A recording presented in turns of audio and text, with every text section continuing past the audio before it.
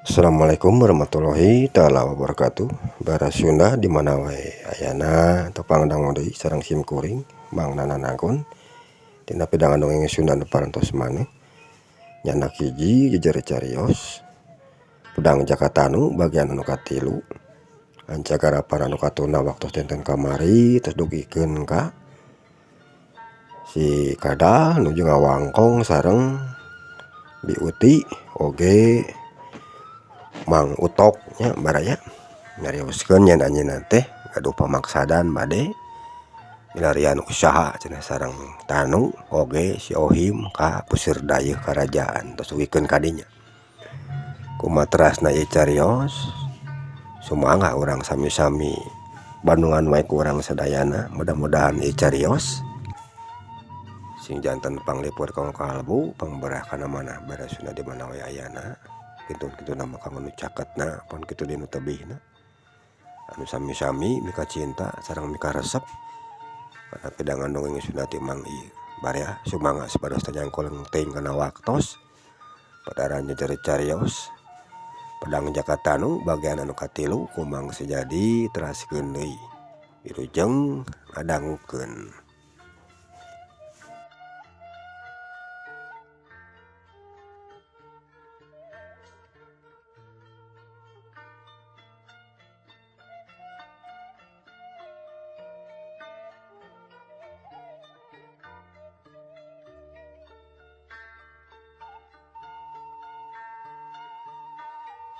Heueuh ngan kade we lamun dina jara dina teh maren dita kaditu hidupna kudu bageur sujang ulah rek denger wae hirup teh yeuh ceuk Bi Uti milu mairan. Wah denger kumaha toh dawing mah teu kunanaon sarua we jeung batur mah tembal si Kadal.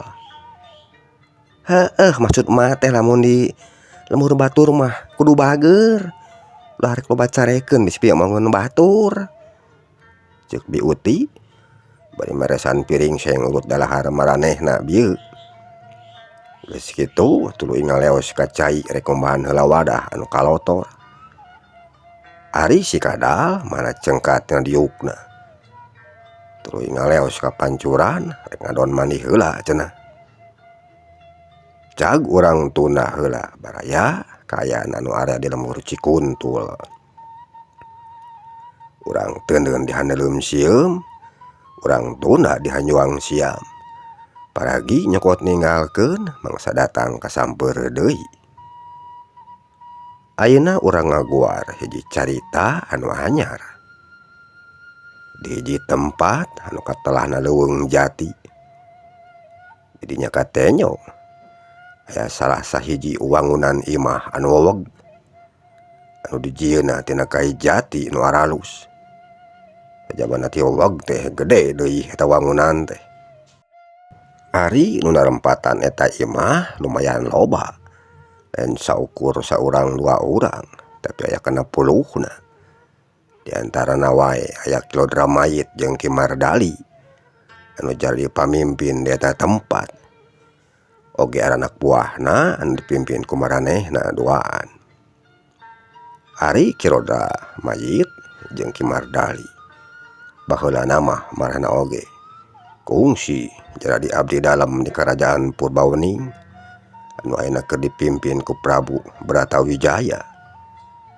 Ngan kusabab duana ngabarogaan tabeat anu kurang hade sok sahauk kadua gaplok harung gampung hampang leungeun sok saneng-eneng lamun ngaluarkeun kaputusan ngakibatkeun lobana rahayat nu ngarasa ditinas jeung dirugikeun ku maranehna.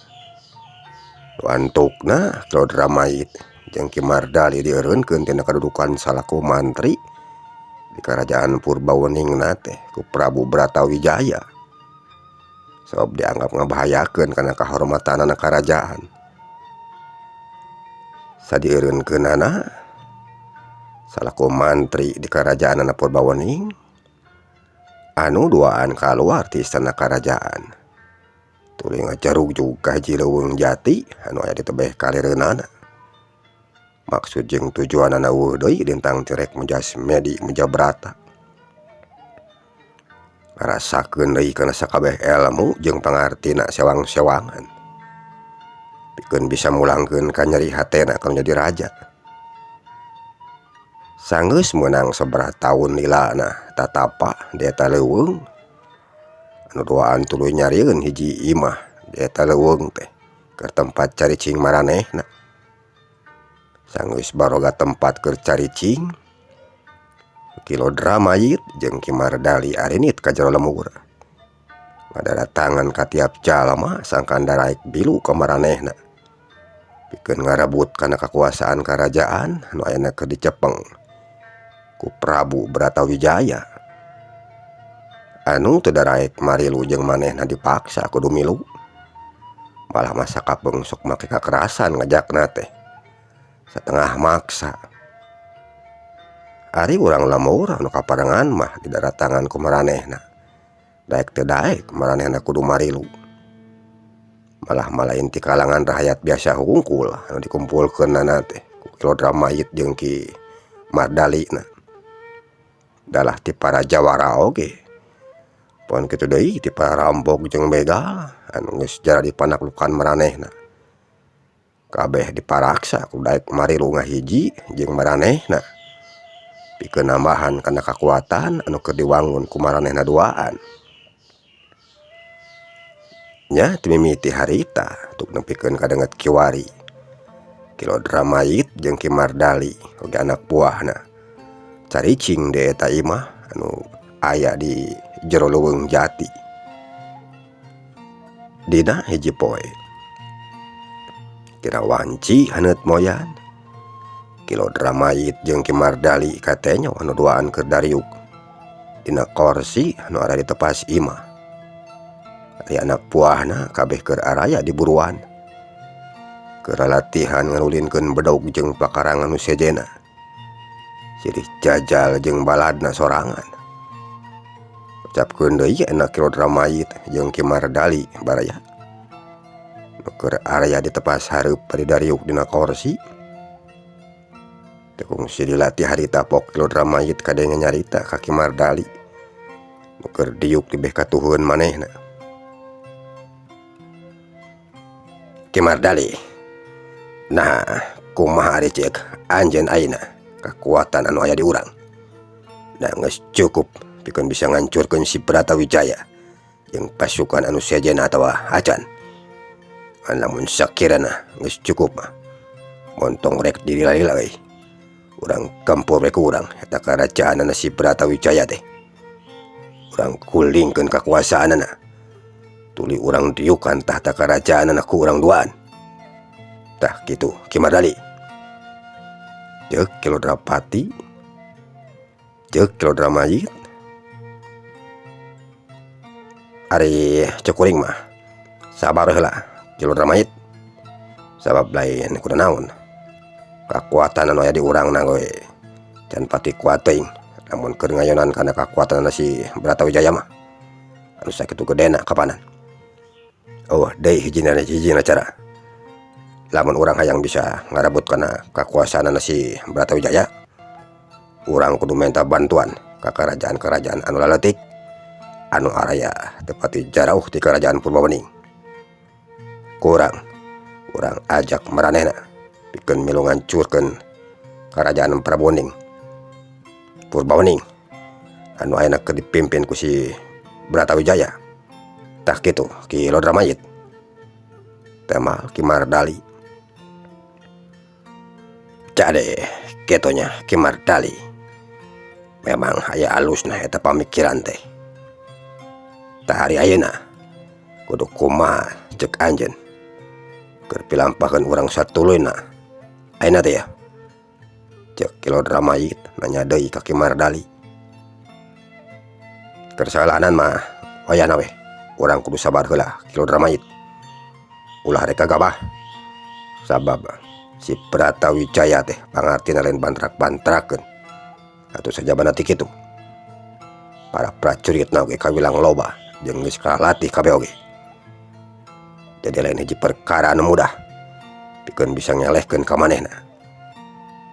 Tah ayeuna mah kieu we ari cukuring mah ayeuna ku urang urang rampok heula sakabeh kekayaan anu aya di jero istana kerajaanana.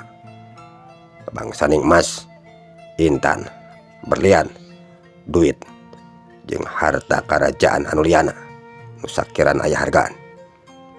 Pikeun ngabiayaan kana rancana urang. Tangke kurang urang pake eta duit jeung barang-barang berharga teh keur ngolo ka satiap kerajaan anu laleutik sangkan daek ngahiji jeung urang pikeun ngancurkeun ka kerajaan Purbawening. Lamun maranehna geus daraekeun ngahiji jeung urang karek ku urang-urang gempur eta kerajaan si Bratawijaya teh. Tah kitu ari ceuk pamanggih ti kuring mah Ilo Dramayit. Ceuk Ki Mardali, hade oge tah gagasan teh Mardali. Tayna narek ira kira-kirana eta rancana teh dijalankeunana ku urang Ki Mardali. Tanya Ki Dramayit. Leuwih gancang, leuwih hade Ki Dramayit. Lamun bisa mah teu mimiti peuting ayeuna. Ieu rancana teh kudu geus dijalankeun ku urang. Tak kitu. Tema Ki Mardali. Alus atuh ari kitu mah. Ki Dobleng kadi anjeun sakedeung mah.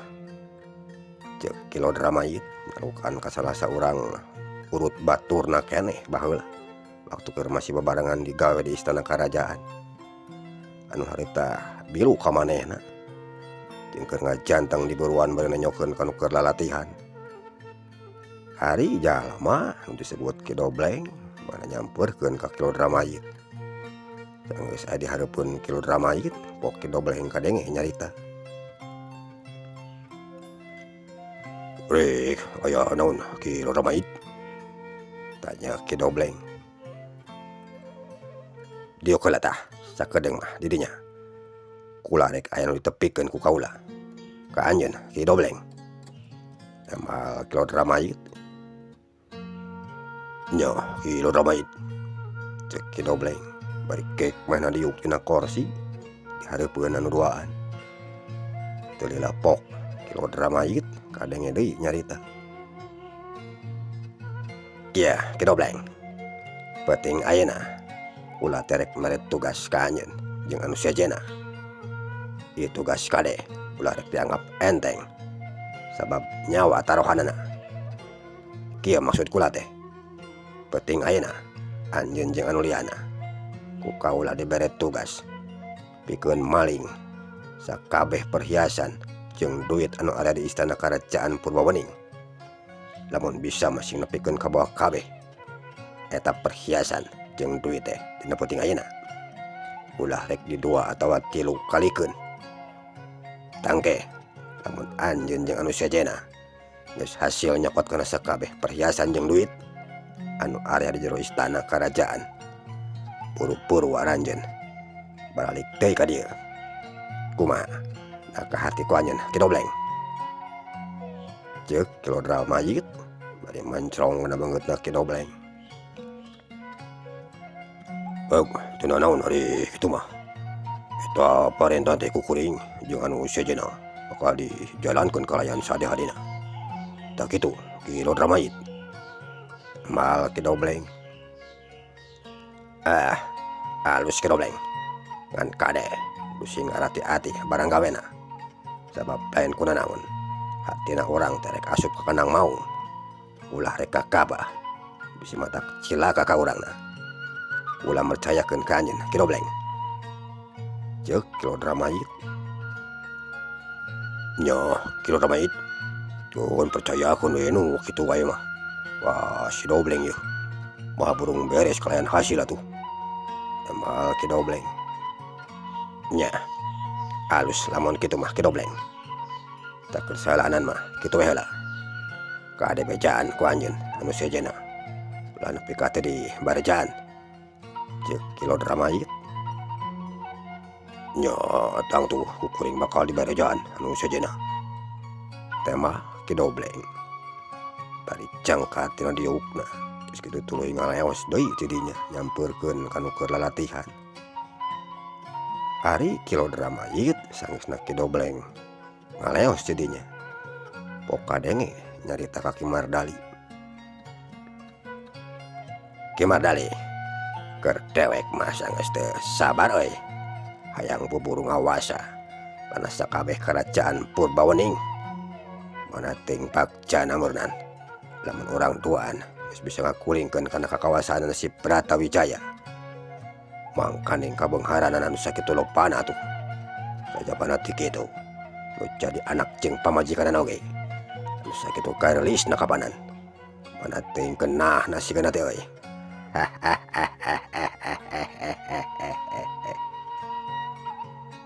Ceuk Kilo Dramayit. Nya sarua we, kuring oge geus teu sabar hayang buburu ngadiukan kana kursi kerajaan anu salaya didiukan ku si Bratawijaya. Tapi keur ayeuna mah sabar heula Kilo Dramayit. Sabab nanaon oge aya waktuna tuh. Dalam geus ninggangkeun mangsana mah tangtu kerajaan Purbawening teh bakal raga-ragana leungeun urang duaan. Tah kitu. Tembah Ki Mardali. Bener bisa eta caritaan teh Ki Mardali. Urang tuaan bakal bisa mulangkeun kana kategeunah hate. Salah ieu ka musuh urang. Hutang wirang bayar wirang. Hutang nyeri bayar nyeri. Awas rasakeun sia usia Bratawijaya. Lamun mangsana geus datang mah belum dihancurkeun ku dawek. Ceuk Kilo Dramayit bari ngenyot cangklongna kituna teh. Kayaan harita di jero leuweung eta di jero leuweung jati.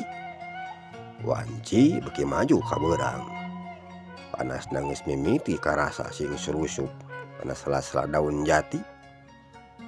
Cag urang tuna heula kayaan di tempat caricingna Kilo Dramayit jeung Ki Mardali oge pada baturna anu keur araya di sajeroan leuweung jati. Ayeuna urang nyaritakeun kaayaan anu ada di jero istana karajaan Purbawening baraya anu dirajaan ku Prabu Bratawijaya. Harita Kanjeng Raja katinggal anjeunna nuju calik tina kursi Gading Gilang Kancana di salebeuteunna karaton. Ari disagedengeunna aya permaisuri anu salawasna nyarengan Satya Satuhu anu janten carogena. Direncangan ku para abdi dalem anu sanesna anu nuju caralik dihanap hampak merpayaksa mayun kanu janten raja sareng ratuna. Dipalih katuhunna raja ngapararis para mantri oge patih anu nuju caralik dina kursi dikawal ku sababaraha urang punggawa kerajaan. Tilami ti harita bok raja kadang nyarios ka patihna. Paman patih, saur raja bari ngaret ka patih. Daulat Gusti, aya pikeun saeunaun nun? Mahala patih. Lain na kumaha ari kaayaan rahayat anu araya di kerajaan urang teh. Nanggus eueuh nanaon deui. Nanggus bisa direngsekeun sagala rupa kakacauan anu ngaganggu kana katentreman jeung kanyamanan urang anu aya di dieu. Saur raja bari mancrong ka patih. Daulat barantos nun. Ayeuna mah tos teu aya nanaon deui. Nanging sanaos kitu ari namina waspada mah tetep pada dijalankeun nun. Kumargi teu terang ari paniatanna jalmi mah. Sadetik samenit sajamna teh kenging kurobah. Kenging kuwah gingsir. Tah kitu nun. Temala raja. Nya syukur ari sagala rupana geus bisa direngsekeun mah. Memang bener eta caritaan anu bieu ku anjeun dicaritakeun teh patih. Sanajan nya ge ayeuna urang keur aya dina kaayaan aman turut tentrem eueuh nanaon. Tapi aya kangarenan kawaspadaan mah tetep kudu dijalankeun ku urang. Sabab lain ku nanaon. Bisi lamun dina aya nanaonna teh si aya si ku si ulu mau ngamuk ke mata menan urang teh saeutik kedena bakal bisa nying harepan ka maranehna moal kabungohan teuing. Ku kituna tuluy ingetan ku urangna sakabeh rahayat anu kaasup ka ieu karajaan sangkan milu ngajaga kana keamanan jeung katertiban anu aya di tiap lemurna sewang-sewangan ku cara daek ngaloris lemur dina tiap peutingna ngarah keamanan bisa salawasna dijaga ku urang. Tah kitu Paman Pati, saur raja. Daulat parantos nun upun paman kalih nu sanesna parantos dibewarakeun ka sadayana rahayat rehna dina tiap lembur dadayakeun ni ronda anu dijalankeun dina tiap wungina kitu menawi nun. Amal Pati nya alus lamun kitu mah Paman Pati kula ngarasa regreg padengen oge, saur raja. Kayaan harita di saluareun istana karajaan wanci geus maju ka burit panon poe nu tadina panas teh ayeuna mah geus ilang ganti ku cahya layung anu ngahiparan ka sabodoronana eta tempat. Angin leutik ngahiriwir nebakan tetangkalan daunna pati nggarupai jeung arula geus tuning metak nambahan kana kaendahanana alam dina mangsa harita. Rahayat anu area di eta karajaan kabeh ge ngarasa tenang hirupna sabab ngabarogaan raja anu arip tur bijaksana adil dina mimpin karahayatna teu sakama-kama dina ngajalankeun pamarentahanana. Atuh saja bananti kitu murah sandang murah pangan jadi matak betah ari kerahayat anu hirupna teu pati jarauh mah di istana karajaanana teh sabab babari neangan usaha jeung mabari lamun dek migawe jual beli teh maklum kangaranan ayeuna dipusir dayeuh utang tu sagala rupana sok gampang sabab parekonomianana jalan teu kawas di pasisian anu sarwa terbatas. Wanci beuki nerelek asup ka peuting alam nu tadina endah ayeuna mah karipoekna nu katenyo ngan saukur cahaya cempor anu kalaluar tina sela-sela bilik imah. Kaayaan anu aya pusir dayeuh anu tadina hadeuteun teh ku jalma ayeuna mah ti iseun sabab kalobaanna geus marulang deui ka imahna sewang-sewangan. Harita ditebeh kalereun istana karajaan katenyo aya sabara urang puluh jalma nu keur singkuliwed bari ngadareukeutan kana benteng anu aya di satukangeunna istana karajaan. Beuki lila eta alitan jalma anu keur singkuliwed teh beuki darekeut wae ka istana karajaan. Antukna gog aranyog ka satukangeun benteng istana areg maranehna ngararaneg jeung singkuliwed kana satukangeun tangkal kai bari panonna mah tuluy malancrong ka hareup ngarawaskeun ka para ponggawa nu keur jaraga dina satukangeun benteng. Teu lila pok salah saurang ti eta jalma nu keur singkuliwed teh kadenge nyarita, "Ki Dobleng, lamun geus kieu narek kumaha?" Ceuk eta jalma nanya ka Ki Dobleng anu katelahna jam hari. Sing horeng jalma nu ayeuna keur singkuliwed dina satukangeun tangkal kai teh Ki Dobleng jeung pada baturna. Anu dina peuting harita rek ngajalankeun tugas anu jadi pimpinan maranehna nyatana Ki Lodramayit jeung Ki Mardali. Teu lila pok Ki Dobleng kadenge nyarita, "Ayeuna mah kurang urang lalumpukeun we heula para ponggawa nu keur ngajaragaan di saluareun bentengna. Panamun bisa mah ulah nepi ka ngalaluarkeun sora euy. Sabab lain kunaon lamun maranehna nepi ka ngalaluarkeun sora tangtu bahaya keur ka urangna. Bisi ngonang ka nu sejena bakem we sungutna geus kitu ketik beheungna tuluy kusur sumputkeun kana rungkun. Tah kitu kumaha Karti? Ceuk Ki Dobleng. Nya Karti Ki Dobleng, ceuk baturna. Ayeuna mah sok urang jalalankeun sabab geus waktuna ieu tidap. Mun bisa mah musuh saurang urang rampung kutiluan ke ngalumpuhkeunana. Jadi meh teu hese jeung meh teu lila teuing we deui. Ayo gerak dak. Ceuk Ki Dobleng mere parentah deui ka batur-baturna. Sangkan maju ka hareup pikeun ngalumpuhkeun Ponggawa anu kesing berga dina sisi benteng. Balad-baladna Ki Dobleng teu diparentah 2 kali. Tuluy maranehna sing ketayep ngadareuketan ka para Ponggawa nu keur jaraga dina saluareun benteng.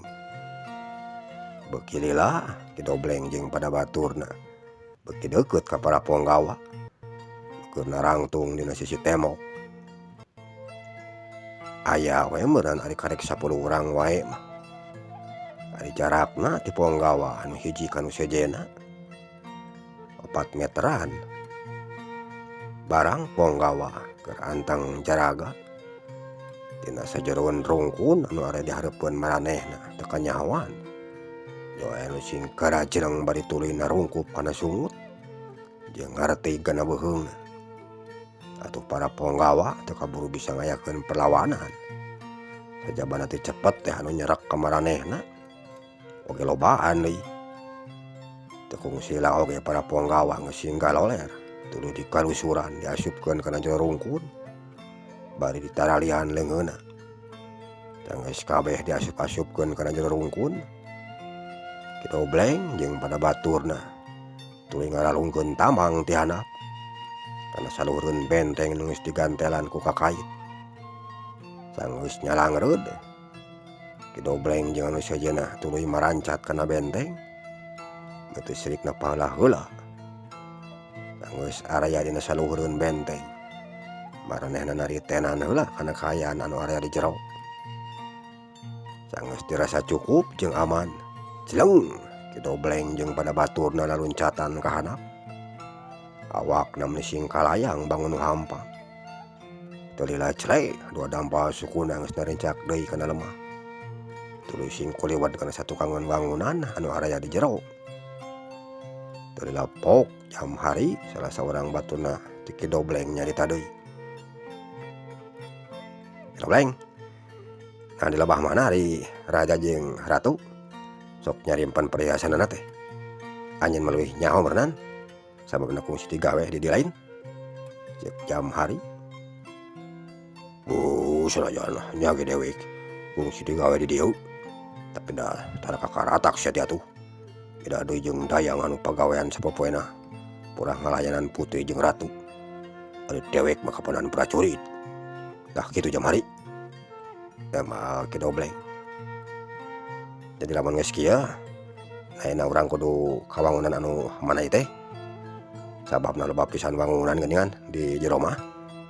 Jeung mun sakieu legana ya istana teh.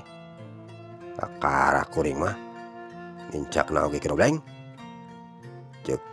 Ceuk jam hari jeung rungah ringeuh nitenan ka sakabeh kaayaan anu aya di jero istana.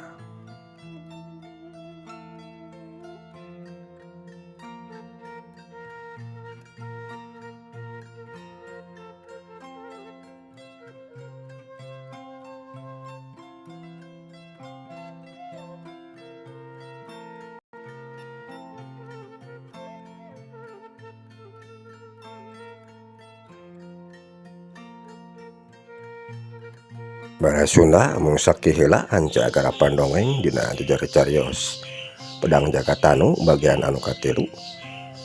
Mudah-mudahan bagian anu kaopatna kumang teh diteraskeun deui dina waktos anu sami. Mangnyunkeun diapunten bilih wae seueur kakirangan dina midangkeunna mang saja pamit kepada Sunda sadayana. Wilujeng kantun permios.